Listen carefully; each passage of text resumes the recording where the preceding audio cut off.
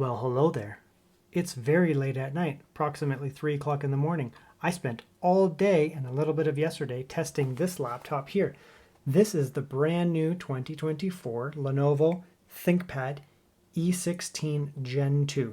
Not too much changed this year from last year's model. There's a little bit here and there.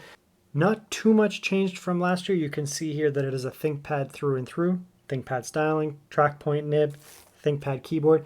16-inch model, so it does come with a dedicated numpad here. Relatively light, not overall too heavy, not super thin, but also not super thick or anything like that. Overall, actually really robust build quality, considering the E series and the L series from Lenovo are both kind of their intro. I believe the E series is actually their most intro, most budget-friendly offering here. Last year they did offer this with a 1600p 100% sRGB screen. Fortunately, they don't offer that this year, so we're not getting a super fine resolution screen. It's only 1200p. It does come with a 7535U or a 7735U, depending on which one you're looking for.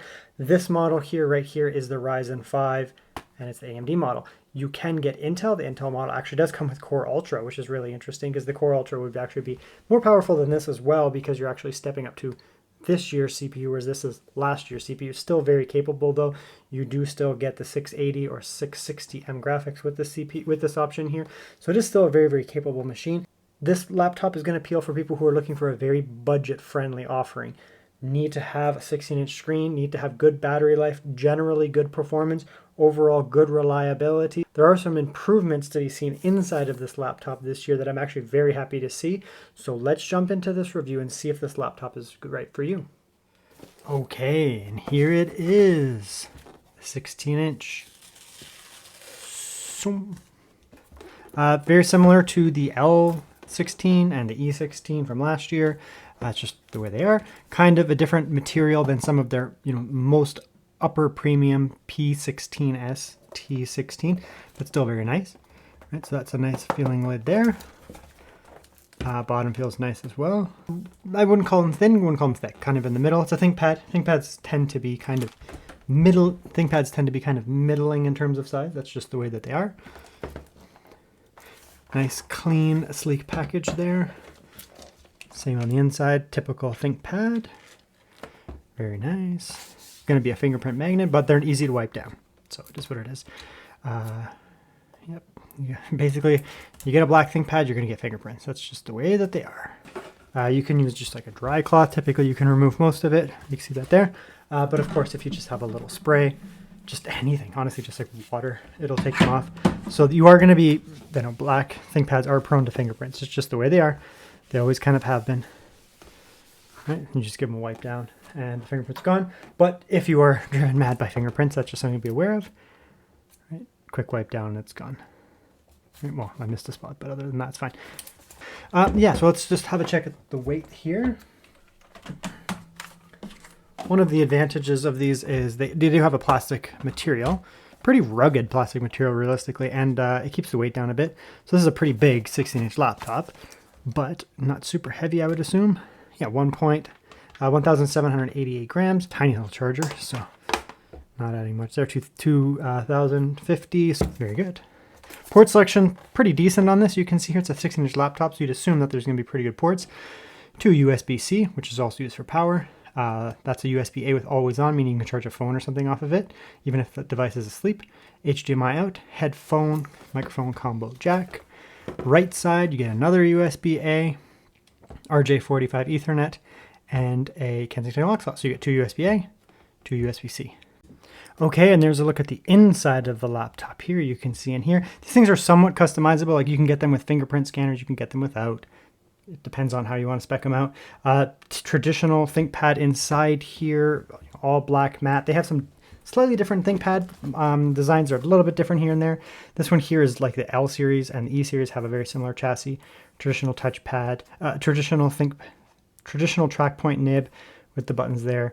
It doesn't have like the design grill up there that sometimes they put on, but just nice, clean, simple. In terms of the chassis, firm, nice and firm. Zero bend on it whatsoever. Like, I guess if you like put every bit of strength into it, you could probably bend it. But yeah, it's a pretty firm chassis. It doesn't have a lot of creak or anything like that, so that's nice. These are typically very easy to get into, by the way. You're just going to use a Phillips head screwdriver and just open it basically. And a lot of the time the screws will actually lock in. Yep, this is a lock-in style, pretty typical of a ThinkPad business machine. You know, you're not going to lose the screws that way. It can be a little weird when you're trying to open them because sometimes they kind of fall back in, so you just have to make sure you don't pull super hard. A little of a pain to get this thing in, but once that's in, it should be relatively easy. I'm assuming that there's going to be hook-style hinges on the front. Let's see if I was right. Yeah, so you can see there it has these hook-style things here. If that shows up on camera. So technically, if you pull from the front, you could break those off, so I'd avoid that. Inside, you have your fan intake there. That's going to be a thermal pad, probably for, I don't know, the RAM or something, or SSD, I don't know, whatever's there. I'd assume probably the SSD there. Some kind of structure there to keep it rigid, because it's actually surprisingly rigid. This is all just structure stuff, so even though, you know, it's not some thick, massive bottom or anything like that, made of, you know, iron, it's still going to be relatively rigid. Totally fine. Lots of structure stuff. Inside is relatively sparse. But it looks relatively upgradable as well. So battery size, this one wasn't customizable. You might be able to customize it, but this one wasn't. I think potentially you can get a bigger one, but this is a 47 watt hour battery. It'll be fine. It's not gonna have crazy long battery life, but it's an AMD processor. It's gonna last for a long time, so no problems there. In terms of upgradability, you do have Wi-Fi here, which you can upgrade. NVMe is unfortunately only a 2242. I don't know why they do that as the main one. That's, I guess, what it's spec'd out with, but you do get a second slot over here, so you can upgrade the storage very easily. Keep that as your primary drive, upgrade that. So I love to see 2 NVMe's inside of a ThinkPad, and you get dual RAM here, so you get 1 and 2. Easy to upgrade this laptop, very, very, very nice. So this is a very upgradable laptop. You're going to be able to upgrade the Wi-Fi, SSD, original SSD, add a second SSD, and also upgrade the RAM. So fantastic. So, I mean, I spec this out pretty low in terms of like RAM and, you know, storage and that, because it's so easy to upgrade, which is awesome. Cooling looks good here too. For what it is, it's not a beefy CPU, so I don't expect it to run super hot. Relatively big fan there with that curved style, so it shouldn't theoretically run too noisy either. Pretty big fan overall, and then a huge heat pipe. Only one, but it is a massive heat pipe. Sometimes these type of laptops can have a tiny little, like half that size there. So that should run relatively cool. We'll have to see though. And they have the upgraded speakers. Some of the ThinkPads from, you know, previous years just had these garbage speakers. They were so bad. Basically like last year and all of them before, unless they were a premium lineup, their speakers sucked. This year, this is second or third ThinkPad that I've reviewed so far this year, 2024, and they've upgraded to these like rectangular style speakers, and they sound so much better. I did the L14, I think it was, and they had really significantly better speakers than previous years. They're not as good as like a Yoga 9i, you know, Halo laptop, but they're massively improved over previous years. So very happy to see that they're also using these better speakers. Nope, Samsung RAM, 8 gigabytes. 8 gigabytes times 1.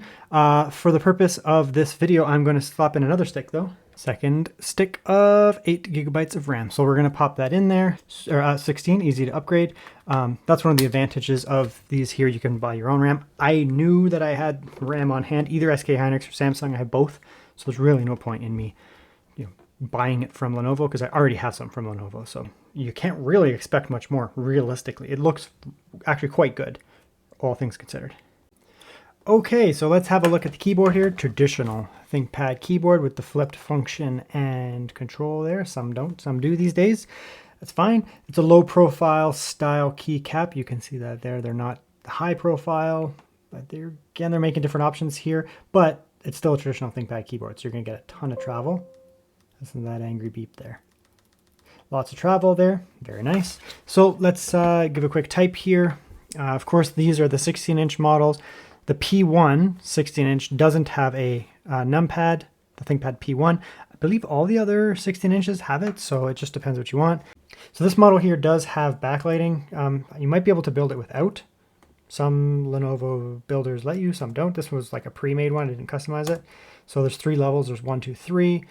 There's actually no auto, so I guess there's just 1, 2, 3 because it doesn't have a sensor. So I'm going to leave it on. It's just a black, it's just going to be a backlight, not RGB, which is actually what I prefer realistically because I don't personally need all kinds of crazy colors. But it is nice if you're typing at night to have that little bit of backlighting there.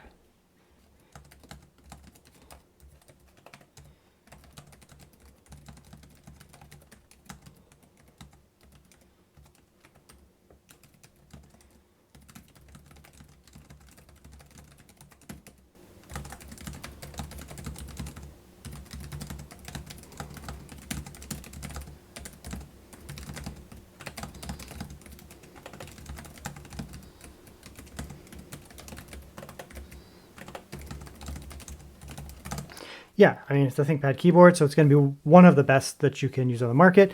This is a lower profile ThinkPad keyboard. It's still fantastic. Still has all the travel, incredibly snappy. I prefer the slightly higher ones like the ThinkPad P16, but it's not a big deal. They're all great. Then in terms of the trackpad, you do not have a gigantic trackpad. It's a normal sized ThinkPad trackpad. And the reason it's not so big is you also get the buttons up here because you do get a track point nib, which you can use to navigate around. Left click, right click, scroll. And the purpose of that is if you're a touch typist, you're typing an essay like this, rather than having to remove your hand down here to navigate, to a line of text, what you do is you just move your finger, right? Come over here, come like that, and then you're back to typing. Once you get the hang of it, you can do it very rapidly. The only thing that I see that's shrunk here realistically is there's a little bit of shrunkness here. I guess because they have the numpad there. So these directional arrows are just slightly smaller than some laptops, but as a result, the numpad is slightly bigger. So great. I mean, awesome. You do have all your function keys up here. You can see right now they are set up as the alternative, like brightness up, brightness down, whatever, cut. But you can also do function, go like that. Now you'll lock, and now this turns into function keys. Specs on this specific model, you can see it does have the 7535U 3D graphics. That's basically going to be a that's just a refresh name of basically the 6000 series. So that's going to be essentially a Ryzen 5 from the 6000 series, which is fine. That's actually a fantastic chip, which is fine. You can see here, it doesn't say, but we do get the 660M graphics. Maybe it's down here. No, it's not, it doesn't say, but anyways, we get the 660M graphics, which is great. It should be relatively capable. Be able to do some decent gaming on it overall. 16 gigabytes of RAM I did add. You can see it runs at 4800 mega transfers as DDR5, which is nice. Even if you have one stick, you're still going to technically be in pseudo dual channel, so that's fine. The SSD here, we'll test it in the benchmark section, but it's a nice high-end SK Hynix drive, so that should be good. Wi-Fi here is also quick here, so Wi-Fi 6, Realtek Wi-Fi 6. So good specs overall, realistically. You can get that CPU up if you want to get up to Ryzen 7. It is possible. You can get the 7735U. Just got to pay more money for that, obviously. Okay, so we'll have a look at the screen here. I pretty much know what to expect. I've used the screen several times. Pretty sure probably the exact same panel on multiple devices. So it's not going to be anything shocking or anything here. It's it's not a fantastic screen, but it's not a bad screen by any means. It's just the color space is not great. So a little bit orange you can see there. If you've used a Steam Deck, the original Steam Deck, you know what I mean. You compare it to the ROG Ally, Legion Go, or the modern Steam Deck, you can see the reds are a little bit muted. It actually looks better on camera, but in real life it comes out more of like a lighter red, not quite that vivid. Blacks are good, however, on this screen here. It may not show up well on camera. I've used this specific panel many times. No backlight bleed and good contrast ratio for an IPS panel. Primarily, you're going to notice it in the reds, realistically, on these 45% NTSC screens. Most of the other colors look okay, realistically, but the color space is crushed. Usually around the reds a little bit is where you're going to get most of the color space crushing on a 45% NTSC screen. Then when you move into 100% DCI-P, that's where you really start to see vivid reds and greens. The greens are a little muted in here. It's not bad though. I mean, it's still going to be acceptable, more than acceptable for day-to-day use. Now here's the one thing that I am curious about, and that's the speakers on this laptop here. They do have those upgraded speakers. Okay, so let's see how they sound here. Turn it up. So if you have headphones, you might want to watch them. These are the slightly improved over last year, so hopefully these sound pretty good. Start at maybe 65. Oh, okay, they're going to get loud. So watch your headphones as I turn it up.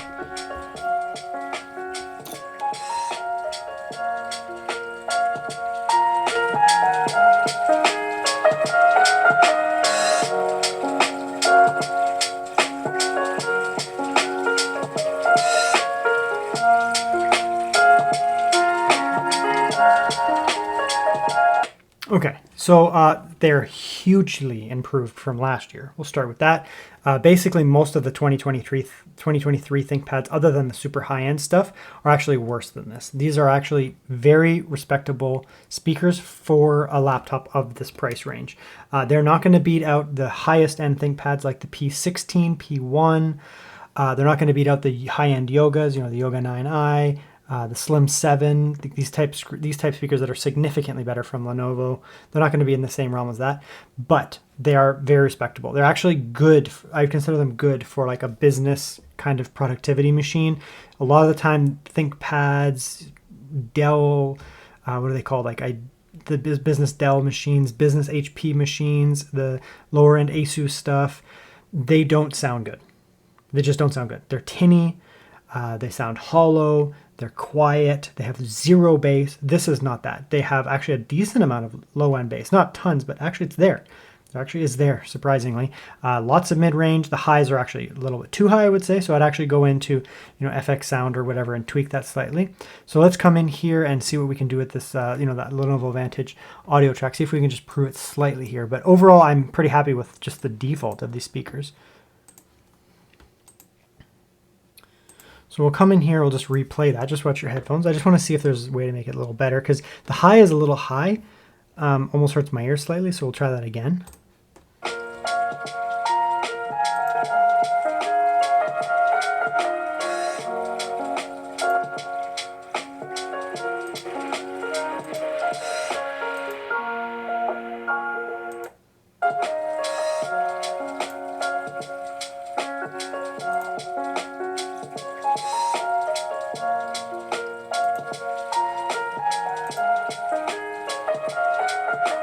Yeah, dynamic sounds the best by far. Like, absolutely the best. Music actually sounds probably the worst, which is interesting because we're listening to music here. I did not like the way the music sounds. It kind of makes it a little bit weak in the mid-range and blows up the high end a little bit too much. But dynamic sounds good. So this actually does work quite a bit here. So one of the things you can do in Vantage is system updates, which is important because Windows can technically sometimes supply hardware drivers. A lot of them they will supply, but you really don't want Windows supplying things like BIOS. I've never seen Windows supply BIOS, but I've heard that it can. So typically you want to get your BIOS updates through here. Now you can also just go to the Lenovo website, input your product model number, or much easier, just put in your serial number. Once your serial number is there, you can download directly from the Lenovo website. But I usually just use the Lenovo Vantage most of the time. And this is important because you're going to be able to get specific hardware drivers, most importantly BIOS updates. BIOS updates can address hardware malfunctions, optimization, as well as, there's a BIOS right there, as well as security updates. So, you can come in here and be like, well, what is this about? And some of this basic stuff here. What do we do? Fix an issue where Bluetooth, like it's just fixing some stuff, right? So you always want to do your BIOS updates here. Looks like there are some other hardware things here as well. This is actually pretty good stuff here. Okay, so we are going to try some different Cinebench performance modes here, see how noisy the laptop is. Typically when you come into these Windows things, it actually does make a difference because the ThinkPads actually tie into this mode. So it's not just, changing some random Windows settings. Yeah, you can see it pops up there. So it actually will increase wattages to the CPU if you go performance, and then it will decrease it if you go to balanced or silent or whatever. So definitely, actually these modes actually do matter and they do make a difference. So let's check performance mode here. We'll see what kind of temperatures we get, and we will see what type of just rough scores we get. Then we'll come back with the scores after. But realistically, I'm just looking at the noise here.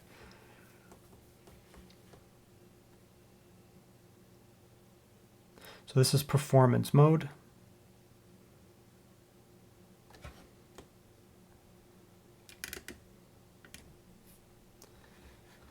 No throttling issues so far, 82 degrees. Fans are barely going. I'd like them to kick up a bit. They probably don't need to yet. Wattage, we're dumping about 27, 28 watts into the CPU, which is about normal for this CPU here. And going up to 30. This is rated up to 30, this chip specifically, so that's fine. You got a short boost of 35, but it should be static at about 30. There's the fans.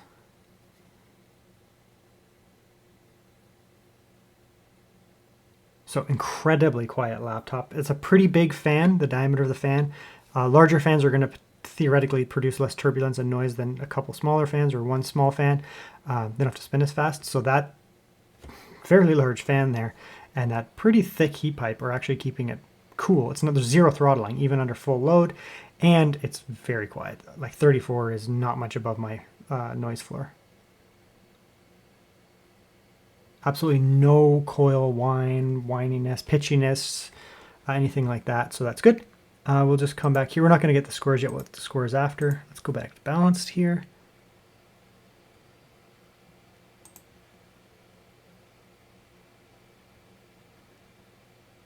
Balanced mode, where our watts here drop down about 10 more watts.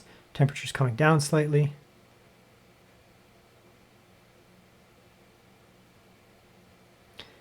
The sound is basically identical, so you may want to just throw in performance. Not a big difference in the sound. Let's go down to best power efficiency. Now we've dropped down even more, should be around 10 to 15, yeah, 10 watts. Just for browsing, it's going to be more than enough. Temperature dropped down a ton there. And it's essentially silent. I don't know if you can hear it on the microphone. I think I can hear the fans. I'd have to like put my ear beside it, but I can't really tell if the fans are on. So basically it's silent. The fans might be going, but the basic passive cooling is almost enough. So yeah, now let's jump back into the actual performance modes. But realistically, one of the nice things is this laptop is very quiet. We'll come back with the benchmark results now. Looking at the actual benchmark results here, you can see that in silent mode, we're getting a score of 5,000, which is decent, nothing special, but decent for a fairly low wattage offering, and it's just a Ryzen 5. When you step it up to balance, there's a pretty big jump actually, 6,750, that's very respectable. And then when you go up to performance mode, it actually does jump up to 8,000. That's pretty respectable considering this is a 2-generation old chip, and it's just the Ryzen 5 mid-range chip, so very respectable out of this laptop here. Then if we look at the Wi-Fi here, reasonably fast, nothing special, just typical Wi-Fi 6 speeds here. SSD here, like I said, is a nice high-end SK Hynix, so you're going to get really good Gen 5 speeds out of that, even though it's a 2242 size. And then if you do look at the battery life here, this is one area that this laptop is obviously going to excel. 100% brightness here, just kind of hanging out, doing some casual moving around windows. Probably a negative 8 or 9 watts or so, something like that. So you're going to get about 5 to 6 hours, despite the fact that it's a pretty small battery realistically. Then going into 1080p YouTube, there isn't a huge jump in wattage being burned, is around 10 or so. And once again, you can see we're getting reasonably good battery life, probably about 4.5 hours. And that's despite the fact that it has a tiny battery. So if you can get this with a larger battery, you're going to get obviously much better battery life. But despite the fact that it is a relatively small battery, you're still going to get decent battery life. Nothing special, but decent. Okay, camera time. My standard moderately lit room, nothing crazy. I kind of look like a zombie. I have no color to my body. The white wall is the same tone as me. Oh, it went a little red there for a second there. It like figured out that I was a living being. It's fine. I mean, it's not going to be anything special. You're going to do meetings on it. You're going to have no problems with it. It's a mid-range. It's an entry-level ThinkPad. It's totally fine. Certainly, you're not going to be doing 4K streaming on this thing, and it's not going to have the best camera, but it looks like the polling rate is fine, and overall it'll get the job done, but it's nothing special overall. Just it is a webcam that does what it's supposed to do, which is be a webcam. Okay, a little game testing. We're going to do Baldur's Gate 3. I do Baldur's Gate 3 because it's actually an iGPU killer. It hits the GPU and the CPU at the same time. This is just a Ryzen 5 with a 660M, not even the 680M. And it's a lower wattage variant as well. So you can see they were only at 30 watts. So, I mean, the fact that we can play games like this is Baldur's Gate. We are on low with a little bit of scaling, but I mean, the fact that we can play these type of games is pretty impressive here, right? Right, we're only getting about 30 or so, but... These markings. Tis script scratched in the ground. Look, we must go there at once. Okay, Lizzo. Very well, but if we street... Anyways, so you can play the game, put it that way. Again, turn-based strategy game. You're gonna have no problems playing the game whatsoever. You're gonna get some drop-downs in areas like this, obviously. You can throw on more scaling and stuff here. You could just lower the resolution. Like we're at 1200p. You could just throw it at 800p, which is the same as a Steam Deck. Maybe not use so much scaling as a result. Something like that. There, 800p. Little bit of scaling this time, not performance or anything like that. And then you're going to get relatively good performance here, realistically, right? You can see that there. An easy 40. So you have no problems playing games like this. And again, this is a pretty demanding 2023 title. I use this to benchmark like desktop cards. So, I mean, that's pretty impressive here. So you're going to be able to have no problems with games like this. You're not going to want to play maybe, the games that are potentially maybe not quite as... You're not going to be able to play games like Starfield at, 4K ultra settings, native. You're not going to be able to play games like Hogwarts Legacy with ultra ray tracing, that kind of stuff. But you're going to be fine, realistically, for a lot of these different games here. You're going to get realistically pretty good performance here, right? Not bad at all. So let's jump into another type game, maybe a lighter game, and just kind of see what we can do. And of course, there are tens or hundreds of thousands of games you can play on 660M graphics. These are, this is a brand new 2023. This is a 2023 title, one of the highest rated games of 2023 for sure. Sea of Stars. This one here got basically universal praise. It's not even trying, like it's at 9 to 10 watts here, right? Locked 60, no problem here. It's nothing to this CPU here. So, I mean, realistically, you're going to be able to play, loads of games from 2023, 2024, 2025, 2026, probably games like this that aren't so demanding. You're going to be able to play probably any game that's like 2020 or earlier, like any game that's 2020 or earlier. Realistically, even AAA games, you're probably going to be able to play them. You might have to play with the settings a little bit, but you're going to have no problems. Games from 2015, 2016, 2017, they're going to be nothing for this chip to run. It'll have no problems whatsoever. So realistically, you have hundreds of thousands of games you can play, not like a few dozen. You can play the vast majority of games ever made on this chip here and have a good time with it. So, so if you're wondering if you can play games on this device here, yes, you can. It's not a gaming device, so you're not going to be ripping, like I said, Starfield at 4K or something like that, but you're going to be able to play games. You're going to be able to play modern games as well. No problems whatsoever. It's just you have to understand that you're not going to be ripping the most demanding you're not going to be able to get the best performance on, you're not going to be able to rip the hardest settings, most demanding settings in all of these games. So there you go. Lots of games can be played on this chip and enjoyed as well. And the laptop is completely silent because it's only pulling 10 watts. So what do I think of the Thinkpad E16 Gen 2? Well, let's go over the negatives to start here. They don't offer that 1600p screen anymore. Last year they did offer a 1600p screen over the 1200p. Most importantly, it was also 100% sRGB. That was a really impressive screen on an E16 for Gen 1. I was pretty disappointed actually to see that they got rid of that this year. So that's going to be the most obvious and fundamental downside of this laptop. One of the things is it doesn't have any USB 4, so you get just 10 gigabit per second USB. The Intel model gets a Thunderbolt port and a 20 gigabit port. It's not even like we're just losing the USB 4 where they have Thunderbolt, but you're also getting a 20 gigabit on the Intel, and you're not getting that on here. So it looks like the Intel model actually is pretty beefed up over the AMD model. It actually has a little bit of a difference. This model here has last year's processor, still very capable, but it is a last year's AMD processor. The Intel model of this has a brand new Core Ultra CPU. It is weird to see that it is a little bit weird to see that Lenovo decided to make the AMD one basically last generation and take away that extra port, whereas the Intel model has the brand new CPU and has better ports on it. So that's a little weird to me, but I'd have to bring in the Intel one to see how it performs, but I'd assume that it would perform better because it does have the modern chip. However, this CPU here is still very capable. The Ryzen 5 7535U on this CPU, which is basically the AMD 6600U, just rebranded for the next year. You can also get it with the 7735U, also known as the 6800U. Confused yet? Imagine me trying to actually say this stuff and how confusing that would get. Basically, it's last year's processor. One of the most important things I'd say inside, one of the most important aspects of this laptop is actually the internals. 2 NVMe's is awesome. 2 RAM sticks is also awesome, and the improved speakers. So overall, the only negative I would see from this laptop over last year's model is you lose that 1600p screen. I haven't reviewed the Intel model yet.